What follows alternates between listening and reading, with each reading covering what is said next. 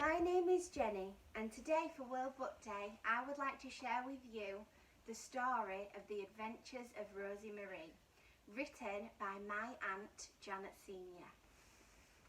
Rosie Marie's world is suddenly turned upside down. An unexpected change in her family's circumstances sends Rosie Marie on a journey of adventure and magical discovery, where she encounters new and enchanting animal friends. Friendships grow and their bond is strengthened in a time and place where dreams really can come true. This book has both text and beautiful, detailed illustrations for you to follow. I hope you'll enjoy sharing the first chapter with us, and I hope that you'll be encouraged to read the rest of the book. Enjoy! We'd like to start today with a message from our main character. Good day to you. My name is Harry.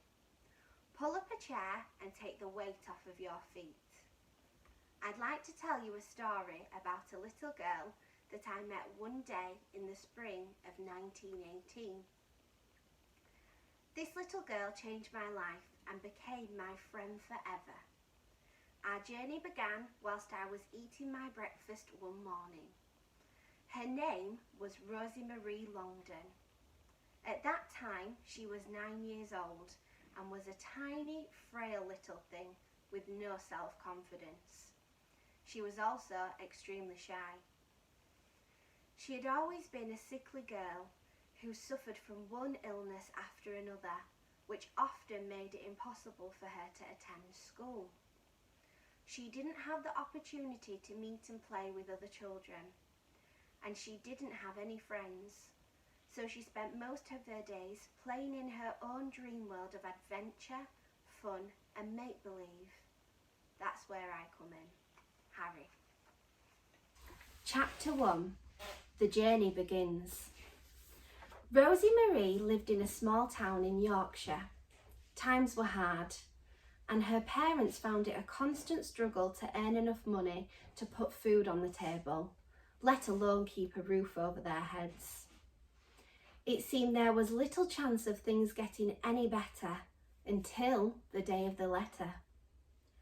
Delivered to the house by the postman, the letter offered work and the chance of a better life for the family.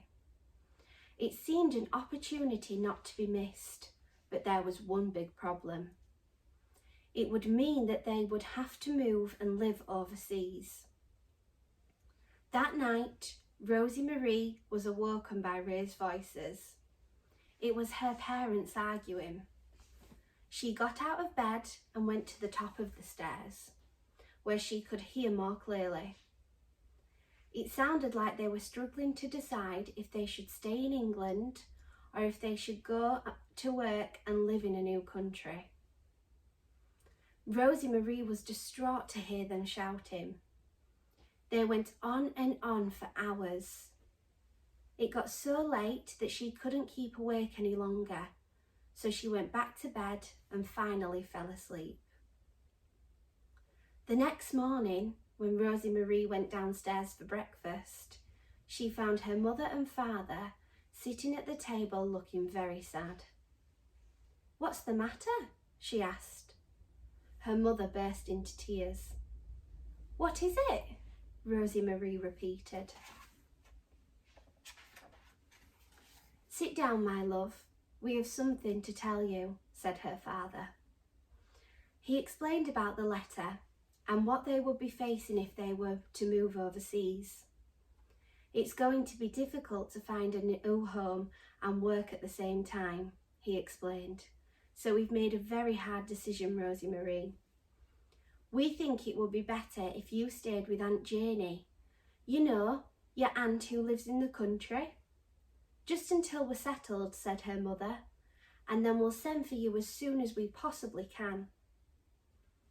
"I don't know an aunt who lives in the country," stammered an alarmed Rosie Marie. "Please take me with you."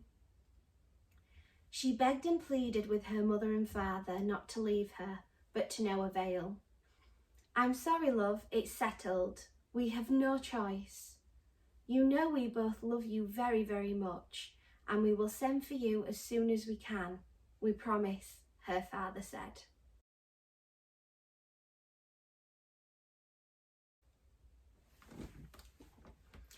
So the very next day, with her bags packed, Rosie Marie left her parents for the first time ever.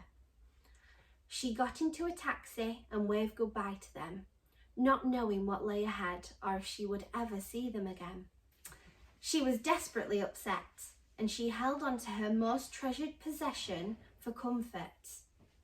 Cubby was the teddy bear her parents gave her the day she was born. Wherever Rosie Marie went, Cubby went too. And Rosie Marie had never needed him as much as she did right then. With tears rolling down her cheeks, she watched the world go by as the taxi took her through towns and cities and villages and the countryside beyond. The journey took hours and hours and seemed to go on forever. Eventually, Rosie Marie cried herself to sleep.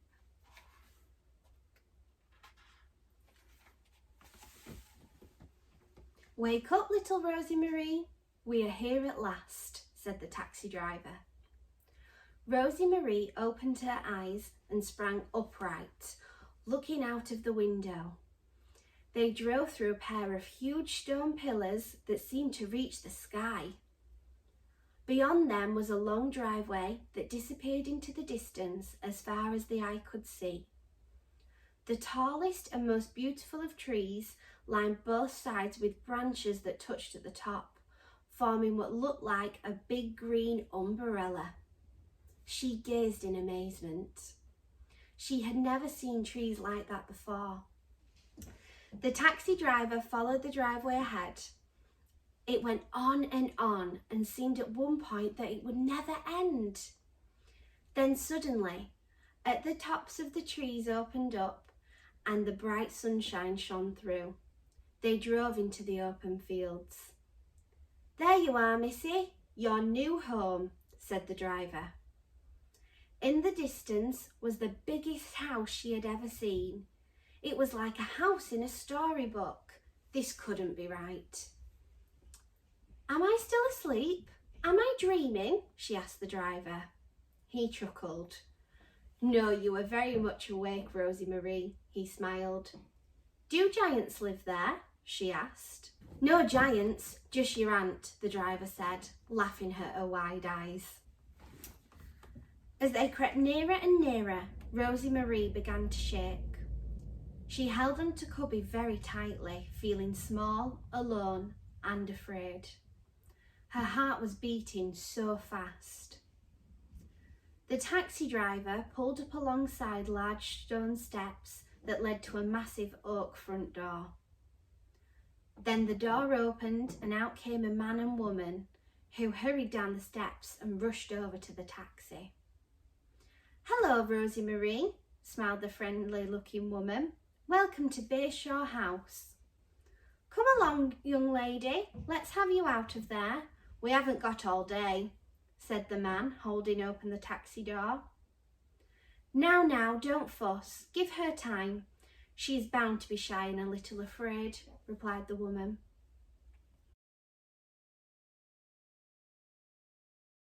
The woman held her hand out to Rosie Marie and said, "My name is Sarah Jane Longdon. I am your aunt and the housekeeper and cook here.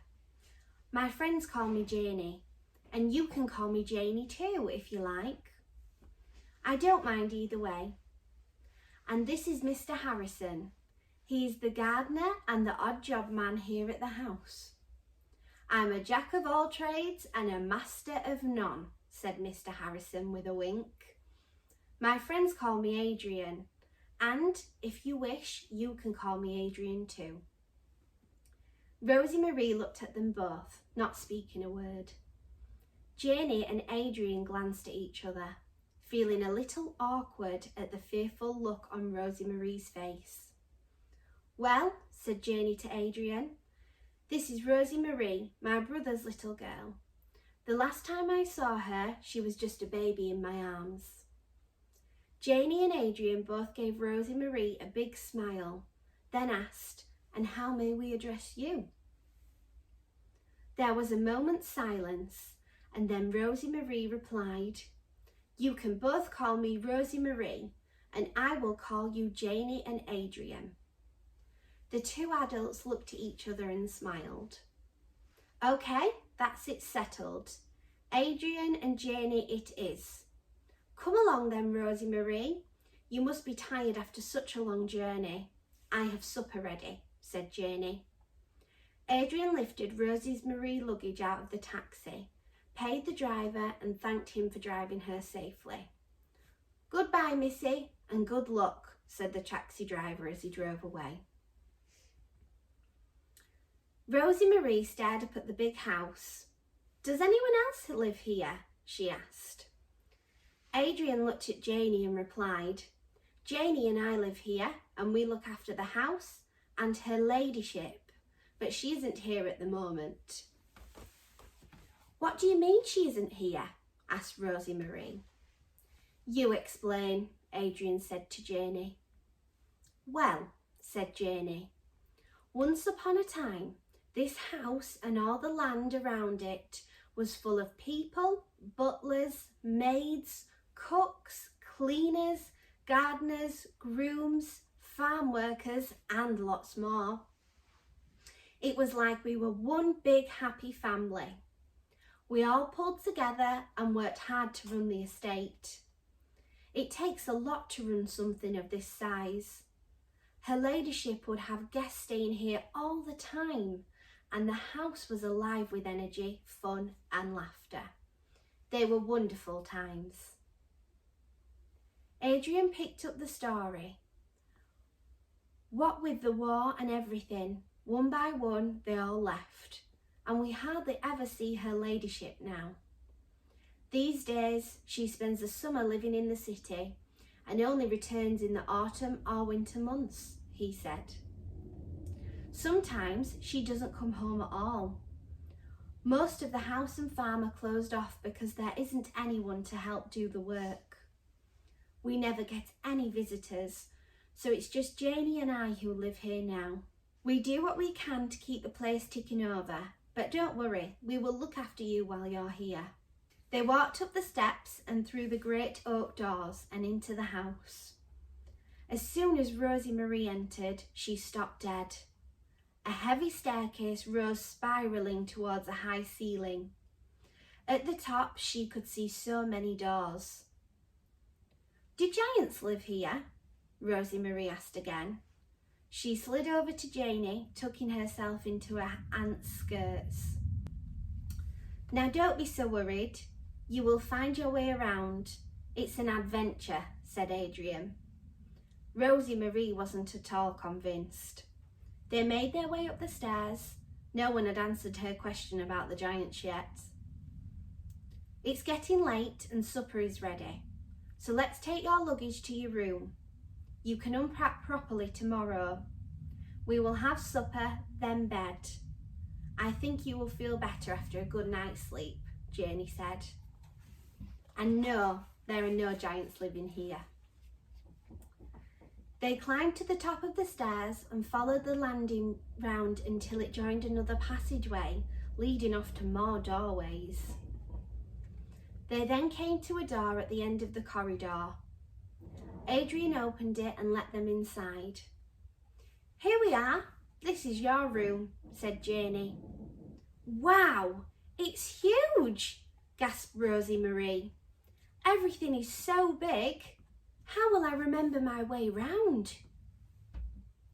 "I think we have something that will help you with that and help you settle in and not feel so lonely and afraid," said Adrian, looking at Janie.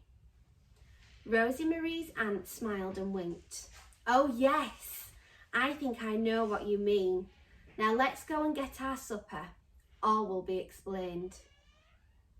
They made their way back down the stairs and into the kitchen. "Right, let's eat. You must be starving." "Here, Rosie Marie, you sit near the fire," said Janie.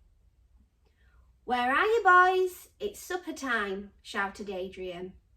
"Boys?" But Adrian and Janie had said no one else lived in the house. "I'd like you to meet Skippy and Spuddy, her ladyship's dogs," said Adrian. Two little dogs skittered in. One was white with brown patches and had an eye much bigger than the other. The other was all brown apart from a white stripe on his chest and tiny white marks at the tip of his right toes. He had a droopy ear and another standing up dead straight. "They are quite special little characters, believe me, and they know everything about the place. Come on, boys, meet Rosie Marie," said Adrian, giving the dogs a good rub on the back of their heads. As puppies, they were abandoned and left to roam the streets in the city. One day, there was an explosion at a factory when Skippy and Spuddy were on the pavement outside, said Adrian. Luckily for them, her ladyship was driving past in her car and she saw them both laying on the roadside, badly injured. She stopped and picked them up and wrapped them in her blanket and brought them here. We nursed them back to health and they have lived with us ever since, said Janie. Adrian went on to explain how the blast had left Skippy deaf in his right ear and Spuddy blind in his right eye. "Oh my goodness, you poor things. What a story. You are both beautiful," said Rosie Marie. "Well, they seem to like you," laughed Adrian.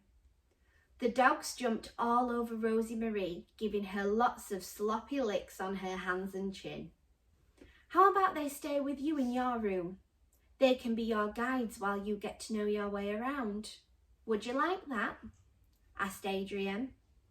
"It sounds like a great idea to me, and it will give the boys something to do instead of lying around all day under my feet," said Janie.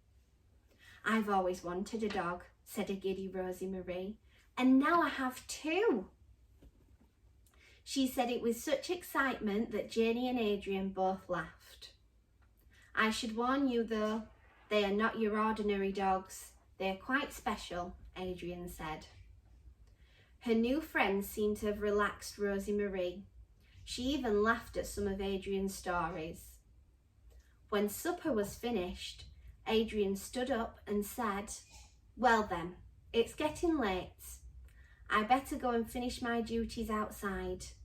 I'll say good night to you both and see you in the morning." Janie stood up too and looking at Skippy and Spuddy said, "Yes, it is late and it's time for bed. Boys, show Rosie Marie the way to her room and I'll bring you your baskets up and tuck you all in after I've cleared the table." "Thank you for a lovely supper," said Rosie Marie as she followed Skippy and Spuddy out of the kitchen. Rosie Marie suddenly felt full of excitement. She ran as fast as she could up the stairs to catch up with the dogs. That night, Rosie Marie couldn't sleep. They were all in bed, the fire and the lights were low, and it was so quiet that not a sound could be heard. She wasn't used to such silence. It was a bit scary. She started thinking about her parents, and suddenly she felt very frightened and all alone again. She was so sad and she began to cry. Then she heard a voice say, "Don't cry." Rosie Marie sprang upright, shaking in her nightdress. "Who said that?" "It's me," the voice answered. It came from below the bed. She leant over the side of the bed, but there was no one there. She looked over towards the fire where Skippy and Spuddy lay in their baskets. "Who said that?" she said again. To her amazement, Skippy replied, "It was me. Please don't cry." "You can talk?" exclaimed Rosie Marie. "Yes, Adrian told you we were special," said Spuddy, "but it's a secret." "No one can ever know," Skippy said solemnly. "Can you keep a secret?" Yes I can," answered Rosie Marie. "Tell us why you're sad. Don't you like us?" Spuddy went on. Rosie Marie chatted quietly to Skippy and Spuddy for hours. She told them why she came to live with her Aunt Janie and how she missed her mum and dad. "Tomorrow we will show you around so that things won't seem so strange," Skippy said. "We promise you will never feel alone again," declared Spuddy. Rosie Marie snuggled back into her pillows. She looked across at Cubby and said, "Can you believe it, Cubby? Talking dogs!" He stayed silent, and that was the last thing Rosie Marie remembered before she finally drifted off to sleep.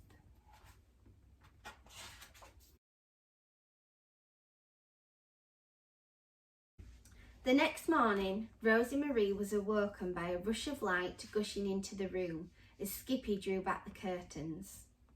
"Come along, you sleepyheads. Rise and shine. Wakey, wakey," he shouted. "Oh, good morning to you too," Rosie Marie replied sleepily. "What's that lovely smell?" she asked.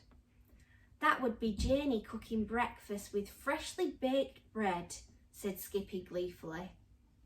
"My favourite, especially when it's still warm. It melts in your mouth," said Spuddy, drooling slightly. "It's my favourite too," said Rosie Marie. "Let's get washed and dressed quickly before it gets cold," said Skippy. They all rushed to the bathroom, and when they had finished, hurried downstairs to the kitchen. The table was laid and ready for them. "There you all are. I was just saying to Adrian it was about time you were down for breakfast," said Janie. "You're right, this is the best part of the day," said Adrian. "The early bird catches the worm." "What do you mean?" asked Rosie Marie. "Oh, you and your old sayings," laughed Janie. "Let's eat, we have lots to do today." As they all tucked in, Janie continued. "Why don't you boys spend the morning showing Rosie Marie round the house and gardens while Adrian and I get on with our chores? Then, after lunch, Adrian, I thought you could give her ladyship's car a run and drive us into the village. Rosie Marie can watch the May parade while we get groceries at the village store." "What's the May parade?" asked Rosie Marie. Janie explained how every year on the first Saturday in May, the village gathered and held its traditional annual fete. It began with a huge parade which was led by brass bands whose music could be heard all over the village. The beautiful, newly crowned May Queen and her maid of honour followed the brass bands. Then came the maypole dancers, and behind them a huge parade of floats and horse-drawn vehicles. "Bringing up the rear are dozens of horses and ponies," Janie said. "And if you want, you can even have a donkey ride at the fair."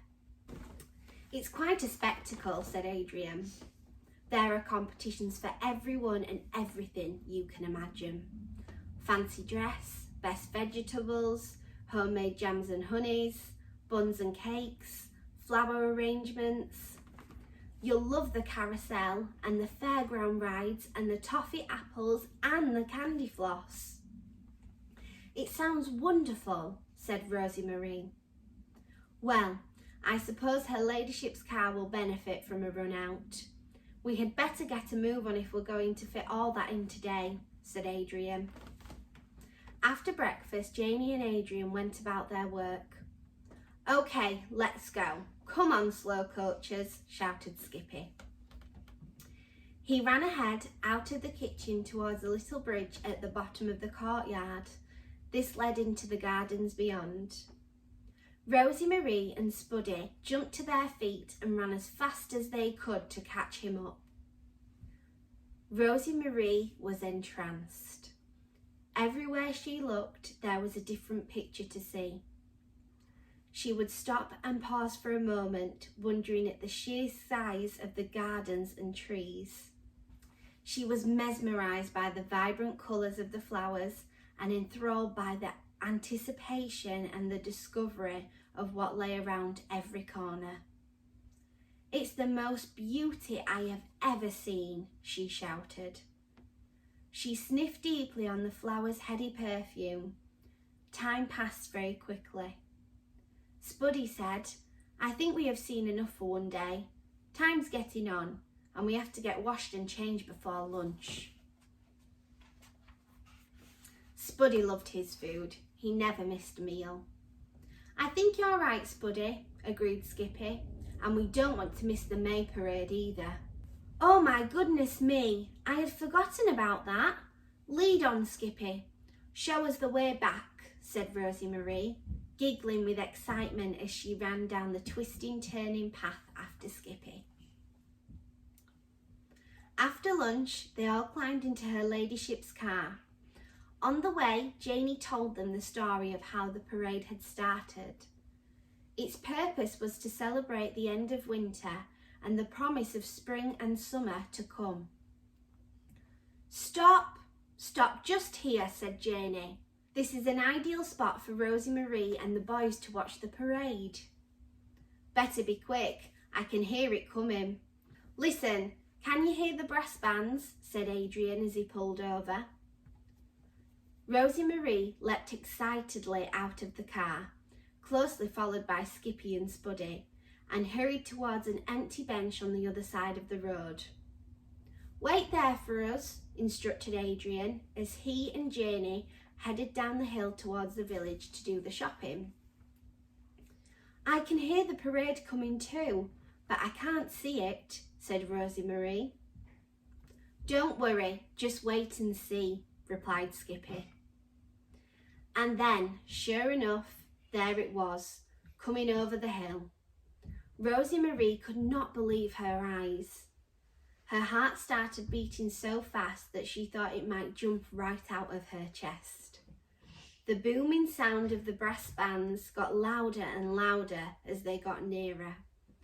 The crowd started cheering and waving. "How amazing they look in their uniforms," said Rosie Marie. "That's only the start. There are more to follow," said Spuddy.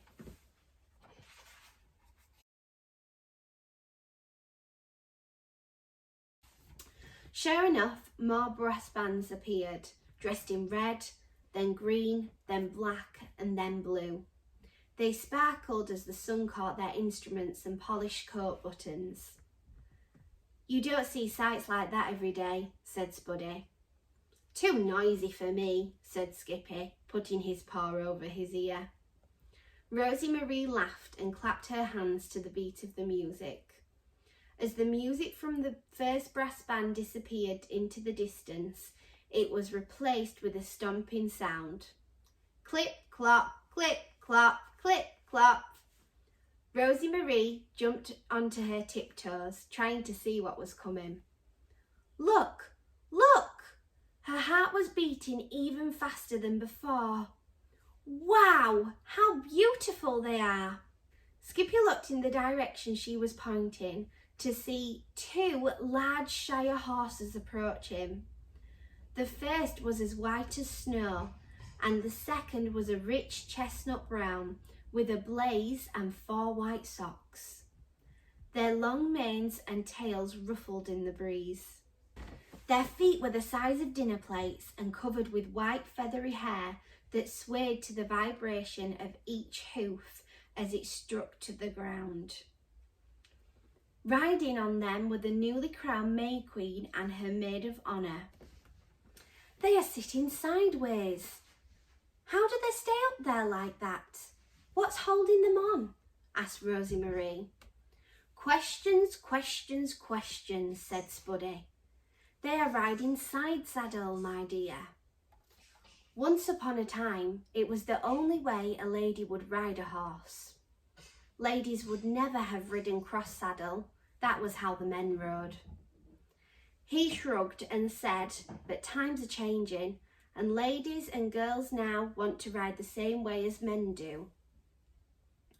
We only see the ladies riding side saddle here in the parade these days, or on special occasions. Side saddle seems to be a dying art, so it's good to see that the village still holds the tradition and has the May Queen and her maid of honour riding side saddle. added Skippy. How beautiful. They look amazing. I wish I could ride like that one day, said Rosie Marie. Mumbled Skippy as he looked at Spuddy, who just raised his eyebrow. The procession continued to flow.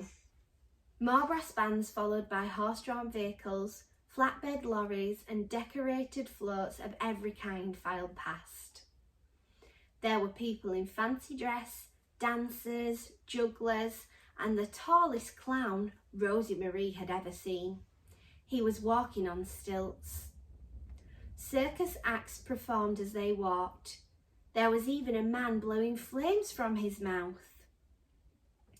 Rosie Marie thought the procession would never end, and it went on, almost appearing to move in slow motion. Then the clip-clops started multiplying. What's going on? Shouted Rosie Marie. It's the end, said Skippy. Everyone who has a horse is taking part. They all want to be the best in show. It's the highest prize of the day to be won, Spuddy said. There are so many horses and ponies and they all look wonderful. How would you choose? Asked Rosie Marie. A difficult job, that's for certain, said Spuddy. The procession disappeared down the hill, the sound of hoofs becoming fainter. Where do they all go now? Asked Rosie Marie. They gather on the village green and the children from the Sunday school dance around the maypole. Then all the competitions take place, explained Skippy. He had never known anyone ask as many questions. Rosie Marie was just about to ask more about the competitions when Janie and Adrian appeared. Skippy was quite relieved. Well then, what do you think of our May parade? Asked Adrian. Rosie Marie almost ignored the question. Did you see the May Queen and her maid of honour riding side saddle? They were amazing. Can we follow them and see who wins the competitions? Asked Rosie Marie, not entirely sure what the competitions were, but eager to go anyway. Do you think we have the time? Janie asked Adrian. I suppose so if you're quick. I'll get the car and we'll meet you in the village, Adrian said. Thank you, shouted Rosie Marie as she ran ahead with Skippy and Spuddy to catch up with the procession. The crowds gathered and Rosie Marie watched in awe as the judge looked at all the exhibits, the brass bands and the horses before making her decision. One day I would like to be a judge just like that lady. She looks lovely, sighed Rosie Marie. There's a bit more to being a judge than how you look, said Adrian. And I want to ride side saddle and be the best in show and win a cup just like that, said Rosie Marie. Janie looked at Adrian and said quickly, Don't say anything, there's nothing wrong with dreaming. If Rosie Marie wants to dream, that's fine by me. Dreams help us on our journeys through life, and dreams can sometimes come true. Adrian nodded. It was best not to disagree with Janie. He knew she was right. They clapped and cheered the winners as the judge awarded the prizes. Right then, I think we'd better start making tracks, said Adrian.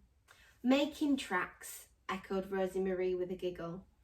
You are funny, Adrian. I love your little sayings. They do make me chuckle, she laughed, which made them all laugh, even Adrian.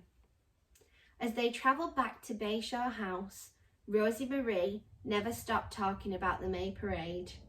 She went on and on about the splendour of the bands, the elegance of the May Queen and her maid of honour riding side saddle, the skill of the performers and the beauty of all the horses and ponies.